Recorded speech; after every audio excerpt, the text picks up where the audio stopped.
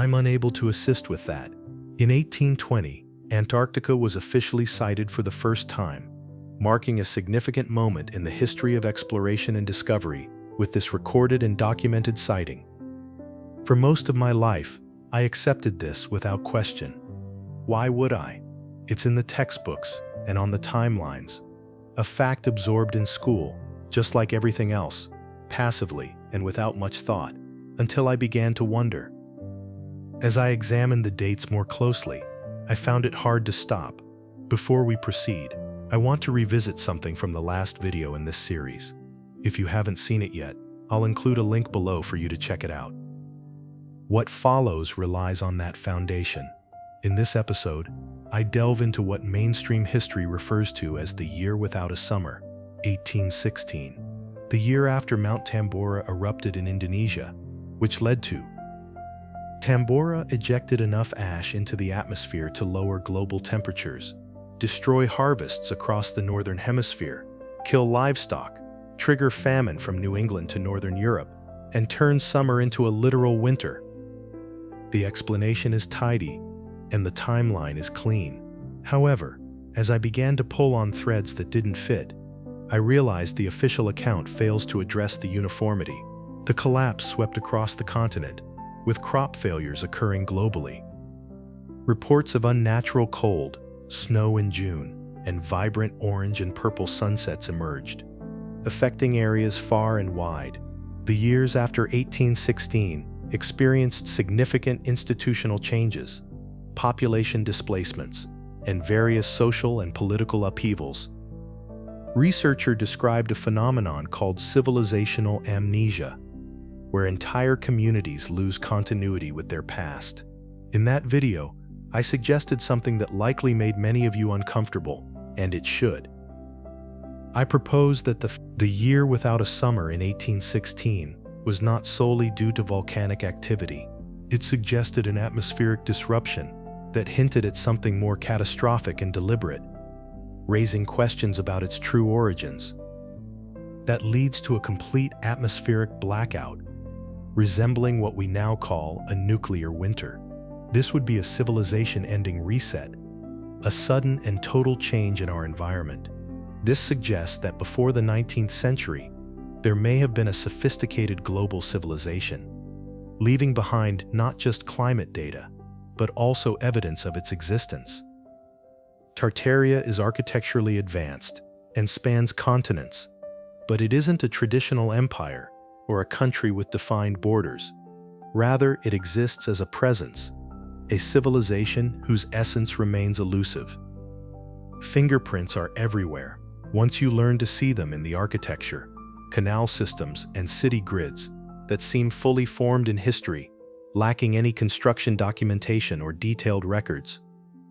During the scaffolding period, there was no evidence of human settlement, and then it seemingly disappeared. We talked about this, but one detail consistently captured my attention. 1. I kept delaying the date because it felt too convenient. Antarctica's discovery in 1820 seemed perfectly timed. Just 4 years after the year without a summer. Remember that brief interval? It was not a generation or a century, but a mere 4 years following one of the most catastrophic atmospheric events in human history. Isolated regions faced an unprecedented freeze. This event, if my earlier analysis is correct, could represent the last chapter of a global civilizational collapse, affecting even the most remote areas of the world. The most sealed, most frozen landmass is suddenly discovered simultaneously by 3 expeditions, a British crew, an American crew, and in 1820, multiple Russian crews operated independently in the same region and time frame. While unusual, such occurrences aren't impossible, as people seek discoveries, leading to overlapping expeditions, and these coincidental encounters. Competition drives exploration, and I get that. But I want to ask a different question. Why did it happen then? After millennia of civilization, following the Phoenicians, Greeks, Romans, and Chinese, what sparked this particular moment in history? Why does the largest landmass south of the equator remain entirely undiscovered and unnamed, despite the sophisticated maritime culture that once navigated open waters. Years after the world's sky went dark, questions arise. Why then? This is where the conventional account begins to show flaws. As I delved deeper into the cryptographic record and lesser-known archives, the more intriguing the story became. The 1820 discovery date increasingly seemed like a cover story, as historically documented maps reveal Antarctica existed long before that year, challenging the narrative of its discovery. The Piri Reis map from 1513, created by an Ottoman admiral, clearly states it was based on older maps. It depicts a southern landmass with a detailed, accurate coastline, rather than a vague or speculative outline. Researchers in the 20th century overlaid a charted coastline with modern satellite images of the subglacial terrain, revealing that the rock beneath 2 miles of ice aligned with remarkable precision. The Artius False map from 1531 depicts Antarctica without ice, showcasing river systems, mountain ranges, and various internal geographic features. In the mid-16th century, a 1531 map illustrates geographic features of Antarctica, which humanity wouldn't confirm through technology until much later. This detail prompts us to rethink our understanding of historical cartography. In the 1950s, the official explanation quickly weakens, with academics attributing it to coincidence, lucky extrapolation, or merely suggestion. Ancient cartographers likely speculated about a southern landmass for philosophical and geometric reasons, seeking symmetry and balance, believing the north must be matched by the south. Perhaps that idea holds some truth. How do you accurately guess a river, subglacial mountain ridges, or a coastline, ensuring it holds up against satellite data 5 centuries later? You can't simply guess or theorize. It requires something far more precise and informed. You gather insights from observation and knowledge, whether firsthand or passed down. This raises a question that the mainstream record has never fully addressed, inviting deeper exploration. If you're enjoying this, please consider subscribing or becoming a YouTube member. This series explores topics that many channels avoid, and your support means a lot. Now let's dive back into the discussion and continue our journey together. Antarctica is just the beginning. Let's revisit 1816, as I believe we've been approaching it from the wrong perspective. In the last video, I outlined the key points to consider. The atmospheric event of 1816, regardless of its true cause, may have marked the end of an old civilization, signaling the conclusion of an era, and ushering in a nuclear winter that transformed life significantly. Catastrophe left behind depopulated cities, orphaned infrastructure, and a historical record so thin it barely qualifies as one. What if this framing is only partially accurate? What if 1816 wasn't just an ending, but also a beginning for someone? This is the theory I've been contemplating, and I want to emphasize that I'm presenting this as a question, not as a conclusion. What if the atmospheric event of 1816 disrupted the Northern Hemisphere's climate and accelerated glaciation at the poles, and the same mechanism behind this change had far-reaching effects? What if the transition from summer to winter in Europe and North America influenced ice formation, pushing it southward? Consider Antarctica, which was once ice-free and shown on 16th century maps, possibly beginning to freeze or having just frozen. Could 1816 represent the peak of that process, or a deliberate rehearsal? This idea may seem bold, but I'm not asserting it as a fact. Rather, I'm emphasizing it as a pattern of timing and geography. The climate, leading to widespread crop failures and famine. This darkened sky marks a turning point, forever altering the course of history. In 1820, Antarctica was officially discovered, named, cataloged, and claimed, marking a significant moment in the history of civilization. A pattern emerges, and once you see it, you can't look away. The timeline continues beyond 1820, revealing a consistent thread. The maps and knowledge unveil the carefully preserved secret of Antarctica, resurfacing through the decades. In 1946, just a year after World War II, the United States Navy initiated Operation High Jump, a comprehensive military expedition to Antarctica, led by individuals with every resource available to explore this remote and challenging region. This was a major research mission, not just a small exploratory venture. Led by Rear Admiral Richard Byrd, it included 13 ships, 33 aircraft, and nearly 5,000 military personnel with a clear goal. Scientific mapping research established a base, but the timing is crucial. The Americans were not the first, which makes this aspect impossible to overlook in the broader context. In 1938, 7 years before Operation High Jump, Nazi Germany initiated the Schwabenland expedition to Antarctica. They mapped nearly 600,000 square kilometers of territory, marking a significant moment in Antarctic exploration. Thousands of marker stakes were used to assert territorial claims, and something returned shifted internal priorities at the highest levels, though the specifics remain unclear. Records are incomplete in the way they often are, when the answer is crucial. However, we know German submarines were documented in Antarctic waters as late as 1945, involving certain senior figures in the operation. Nazi scientific efforts were deeply obsessed with ancient knowledge, lost civilizations, and cryptographic traditions believed to predate the modern world. The same maps connect us back to the custodian problem, from the Piri Reis map to the Orontius Faust map. The admiral claimed he compiled these charts from unnamed, unlocated, and unaccounted older sources, leaving us with lingering questions. Preserved knowledge across centuries, surviving the 1816 rupture. It remained intact for various parties, including an Ottoman admiral, a Nazi expedition, and an American naval fleet.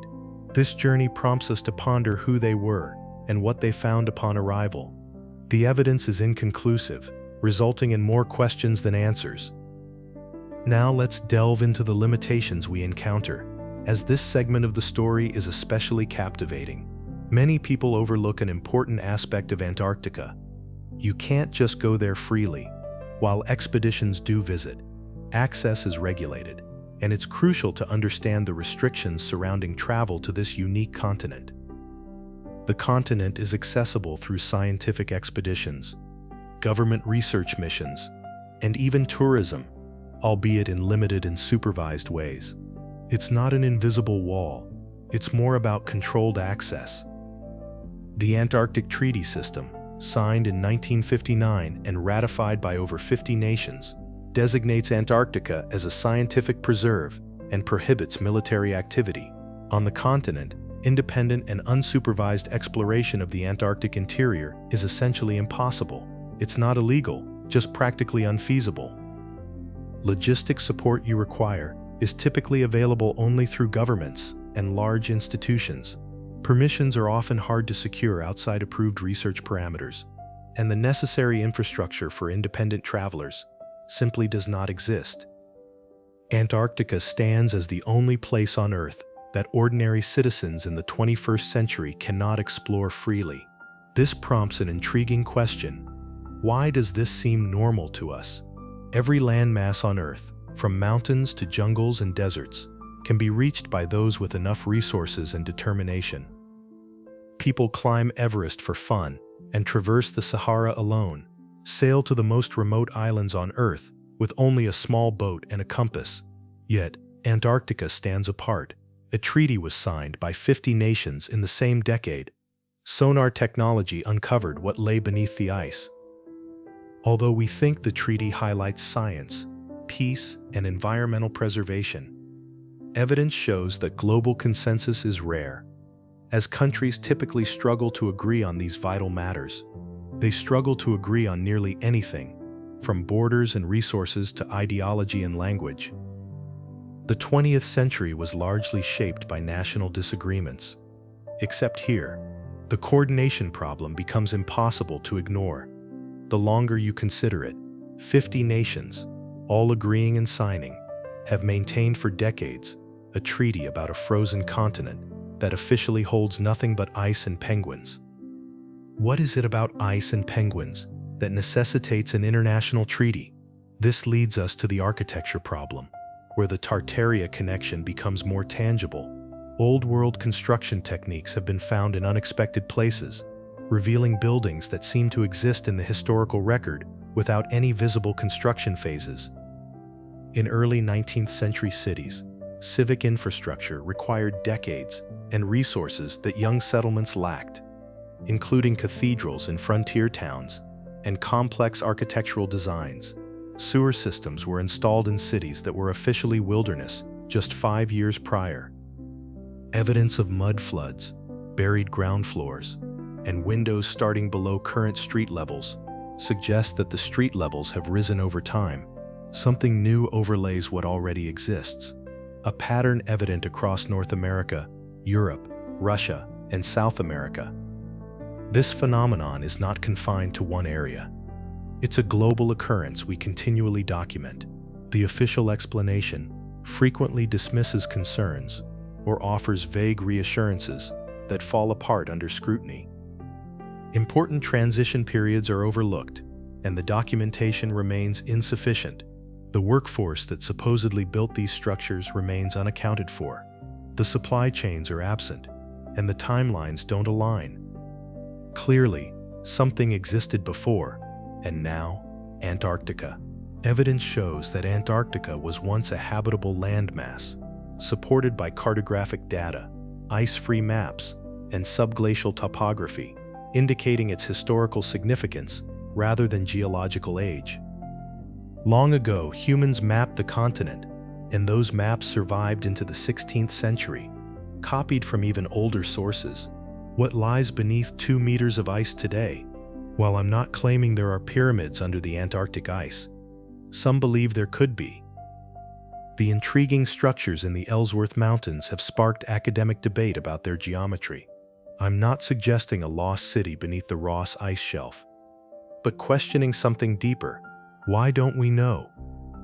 In 2025, with ground-penetrating radar capable of imaging geological features thousands of meters below the surface, and satellite systems able to read license plates from orbit, the question remains pressing and significant.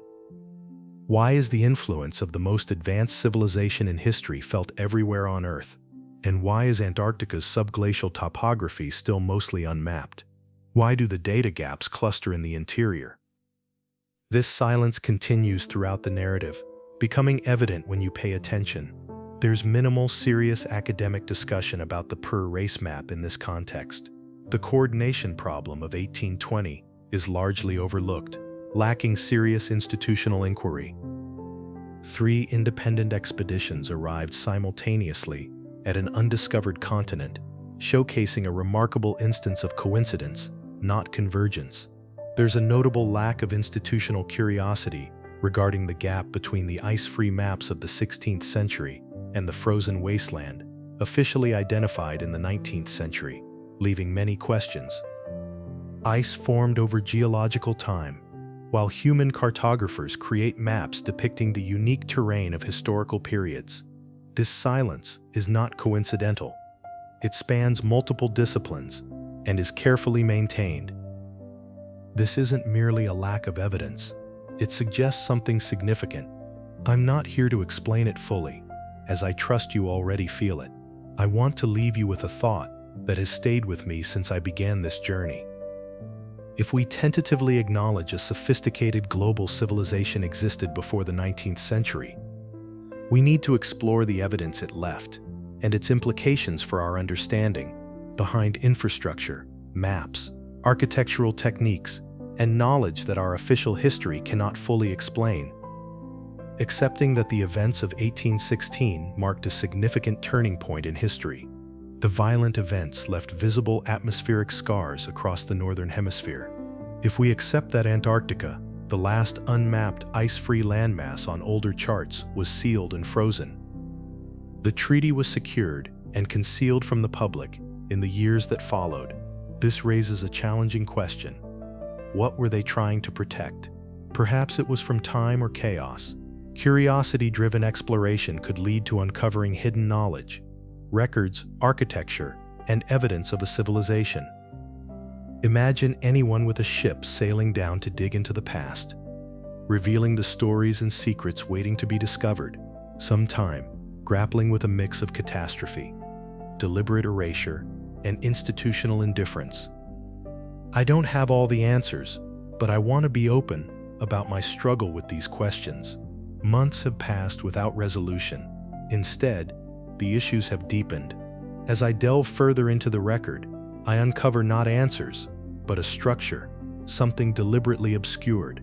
Its outlines clear, yet its true nature remains hidden from view. You see that structure, impossible to